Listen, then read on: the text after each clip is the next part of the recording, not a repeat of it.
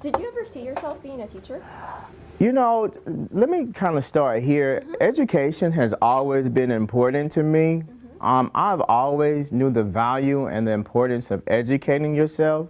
To partly answer your question, I did not see myself as a school teacher, but I've always seen myself in a capacity to lead other people. When I was in school, educating or, being in school came really natural to me, so I never really had an issue at school. And I would help my fellow classmates and everything with their work and different things in that regard. So I think I was probably already a school teacher. I just did not know that this would eventually be my path, right. I'll say. Yeah. And you teach kindergarten? I teach kindergarten here at Homer. It is an eye-opener. They are antsy. They teach me things about myself every day that I did not know was there. I love them dearly, to be honest, because like I say, my story is very similar to the kids that I serve here at Homer Drive. Just to see their faces in the morning, that lights my world. I get so elated just seeing them and being there for them. And they have a lot of questions. They have a lot of questions. So I'm just glad I'm fortunate enough to answer, whatever question that they have. I didn't think that starting out I would teach kindergarten, but when I was a janitor over at Lucas Pre-K, I call them the babies. I fell in love with the babies, and they loved me back, and it became one of those things.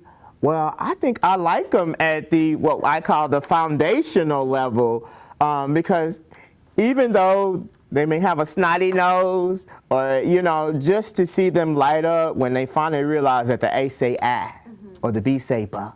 And they're like, Mr. Alfred, I did it. And, to give them a thumbs up or a praise, and to see that light that goes off in their eyes once they finally gotten what Mr. Alfred has been drilling in their head all day long. And they're like, why do you keep, drilling this in me? And the light finally comes on, and it's rewarding.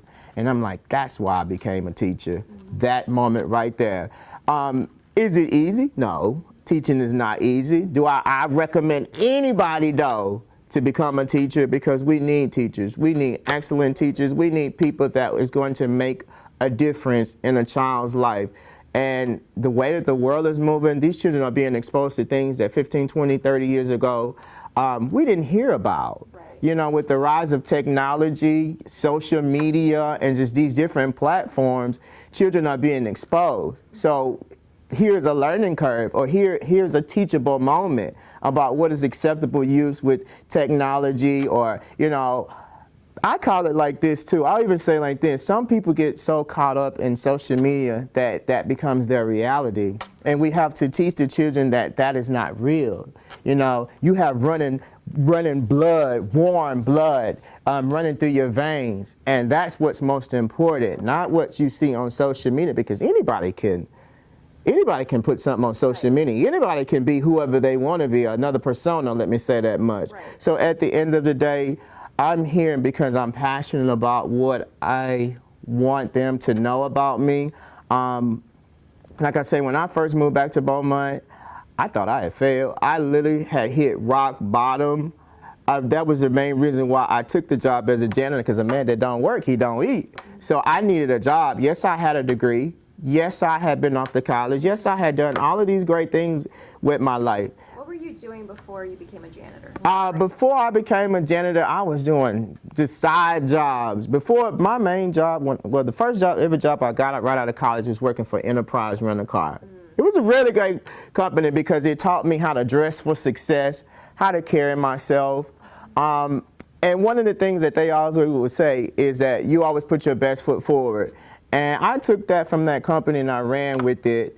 After that, it did not work out with Enterprise. After that, I kind of sort of did like odd jobs, I would say, but it was nothing that really stuck. I was one of those people that when I went to college, I really didn't know. I knew I wanted to be an attorney and different things like that, but I really did not know what my career path was and why I majored in economics was because everyday life is economics. Right. So you thought that was kind of like a safety. Right. Yes, ma'am. Yes, ma'am. Gotcha. Yes, ma'am. Yeah. So before teaching, yes, ma'am. were you passionate about any of the jobs you were in? I would say I was passionate about every job that I was in, but when it's not for you, it's not gonna work. It's not gonna stick. And the avenues that I was thinking that I wanted to go down, sometime, God, if I can say that, God has a way of steering you in a different path or in a different direction that you didn't even think that you were gonna go. And to be honest with you, had you told me in 2017, 2018, specifically that year in my life, that 2 years from now I would be a school teacher, I would have looked at you like, you're crazy. Like, I'm not gonna be no school teacher. Like, who's gonna hire me? Who's gonna give me a job? And that was my doubt. I doubted myself. I really did. I didn't think that I was good enough. From everything that I have been through in life, I didn't think that I was worthy for this opportunity. And here it is. Look at me now. 2 years later, that program changed my life. I recommend anybody to get into the Grow Your Own Teacher program. Yes, it's rigorous. It's not easy. I literally started from a 3 to 11 shift, janitoring at night. At first, I didn't have any interaction with the children. I just was working. But I would see them when my shift ended at 3, I would kind of get to see them during dismissal. And I was like, well, okay, it's children. Okay. And I eventually got promoted to custodial supervisor, and that shift allowed me to work hands-on with the children. And I don't know, maybe I just have some type of infectious personality, because the children would literally they called me Mr. Q at the time. And literally some of the teachers were like, please don't walk in the hallway when the children are out, because when they see you, they would immediately bomb rush me, would literally want to get in trouble with their own teacher just to have the opportunity to speak with Mr. Alfred. I love working with children changed my life, and it almost makes me want to cry when I started thinking about it, because it's okay. I want to cry too. Let's cry together. I didn't think that this opportunity would happen to me. I'm a black man, for one, I come from a similar story. I grew up dirt poor. My mother had 6 kids. We lived in a 1-bedroom house. And, sometimes there was nobody there for us. I love my mother to death. And, she did everything that she could to provide me with a life. And here I am now. I couldn't see it then, but it was those experiences growing up that I'm able to see here when I see a child is going through an emotional or a social issue, and I'm able. Hey, I went through that same thing. I wasn't this great. I got in trouble. I did things and said things that I shouldn't do, but through those experiences now I'm able to say, hey, look, you don't have to act like that. You know what I mean? Hey, look, listen, because this is the direction. If you continue down this road, this is what's going to happen to you. But if you listen to me and just follow, my number one rule in my classroom is follow the directions of Mr. Alfred. The children tell me all the time, follow the directions of Mr. Alfred. And that is so true, because if you listen to me, I'm not going to steer you wrong. I'm not going to tell you anything that's going to hurt you or harm you or get you in a position to where you can't be your best self. And I only want the children to be their best selves. I want the children, when they look at me and when they see me, I could be just like him. And one thing that touched me one day, one of the little boys, he looked at me and he had like this serious look on his face. And I was like, oh my God, what is he supposed to say to me? Because he's looking at me so seriously. And he said, Mr. Alfred, can I touch your hair? Can I touch your hair? And I said, oh my God, he's asking me. And you know what I did? I bent my head down and I let him touch my hair. And in that moment, it spoke volumes about my life and where I am and everything that I've been through.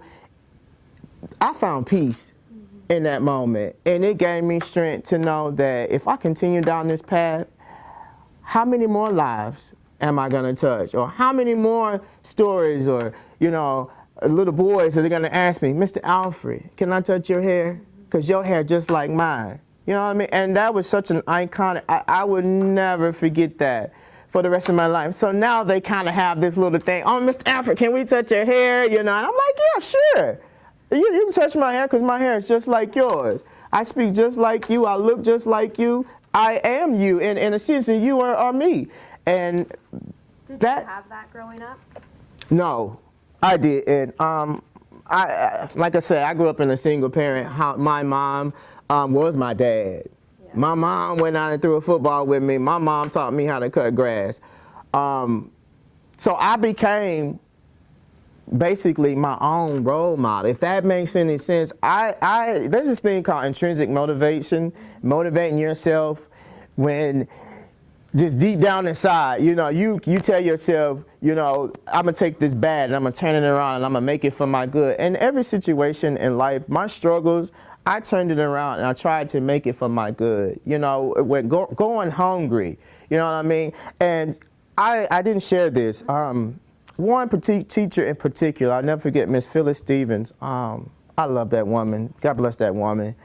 If it was not for her in my last year of high school, I wouldn't have made it.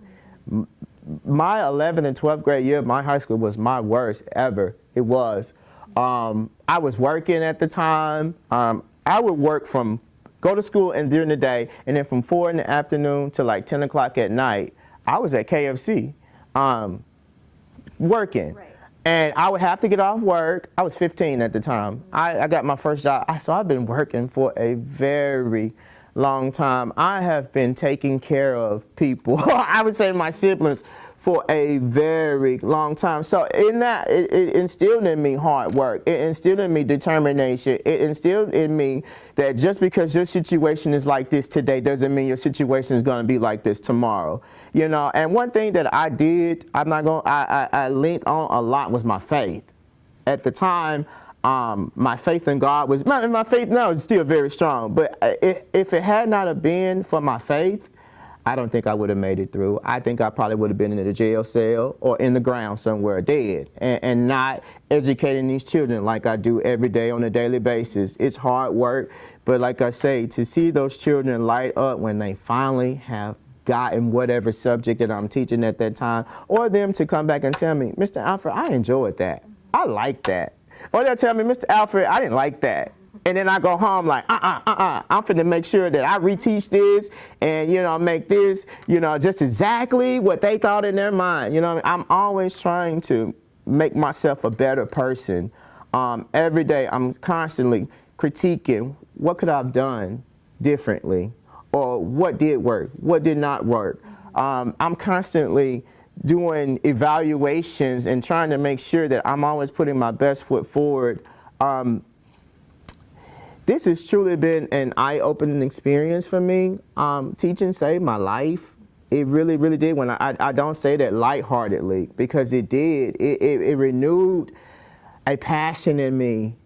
I knew I was passionate about education. When I was in high school, I used to write these essays and would win like money. And that was how I was able sometime, in conjunction with work, and how I was, because I had to help my mom pay bills. Right. You know, I had sisters that were growing up under me. So, you know, I had to have conversations and different things with them.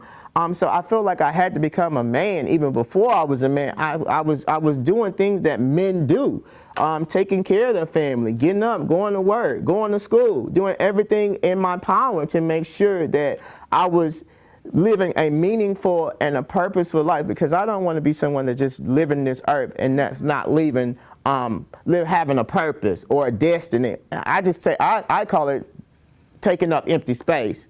Right. You know what I mean? Because you have a lot of people that's just living and really not doing anything with their life, or you know, and that's the beauty in life, is that we have that choice, that we can live any kind of life that we want to live. And I chose to that, you know what, I want to be a school teacher. And one thing that I want people to know, I did not have a problem cleaning toilets.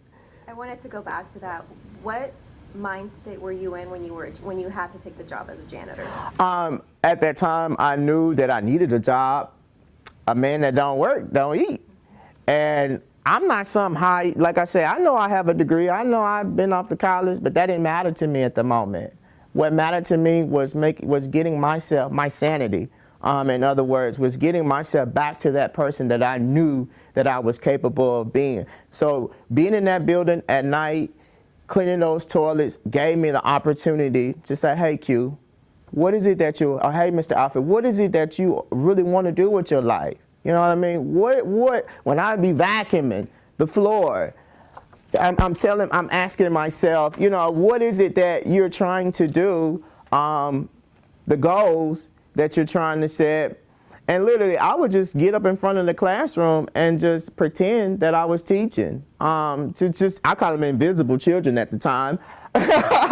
Because I would literally, in my mind, I could hear them responding to me. In my mind, I could literally see them engage with me. And the more I began to get confident and start thinking, the more that Miss Green would allow me to interact with the children, the more the teachers at Lucas at the time told me, Mr. Alfred, you would make a fabulous teacher. I began to say, oh, you know what? I think I can do this. I think I can become a school teacher. I mean, you have the power to do it. You already have been doing the work. You just now need to put in the time to do it. And that time at Region 5, everybody at Region 5 has been amazing, phenomenal. Ms. Kelly McBride and so many other people that I can name have nurtured me. They have invested in me and have put in a lot of time. And I didn't want to let anybody down. I believe when you start something, you finish it. And I knew that going through this program, it would change me. It took a lot out of me that needed to be taken out. And it also put a lot of different good things in me that needed to be, and I'm still learning. Mm-hmm. Learning is a lifelong process. It just not end because you through K through 12 or just because you have a degree. No, learning is a lifelong thing. And that's another thing that we have to get people to understand, that learning is lifelong. It just does not stop. And I'm learning now as a first-year teacher here at Homer Drive. I'm learning what it means to be an effective teacher. Because I want to make sure that I'm effective. I want to make sure that I reach we call them scholars. I want to make sure that I reach every scholar that walks into my classroom. This first year, I take it as my learning, where I'm honing in on my craft. I'm getting, you know, I'm soaking up all of the knowledge because I want to be an effective teacher. I want to be a great teacher. I want those kids to see me and see success. And it's tangible to them. Like, they can touch me, you know, we can laugh and we can, you know, sit down and, you know, we eat a lot of snacks. We can, you know, eat gummy worms and, you know, just in my mind, I want them to know that it's okay. Mm-hmm. It's okay. You're going to be all right. This going to pass. The situation that you're going through, your life circumstances, it doesn't always stay. I was a janitor, but I didn't stay a janitor a long time. I used it as a stepping stone to get me to the next level. And I clean toilets now. If you ask me to go clean a toilet right now, guess what? I'm going to clean that toilet. Because in my mind, I want the learning environment for these kids here to be conducive to learning. It needs to be clean.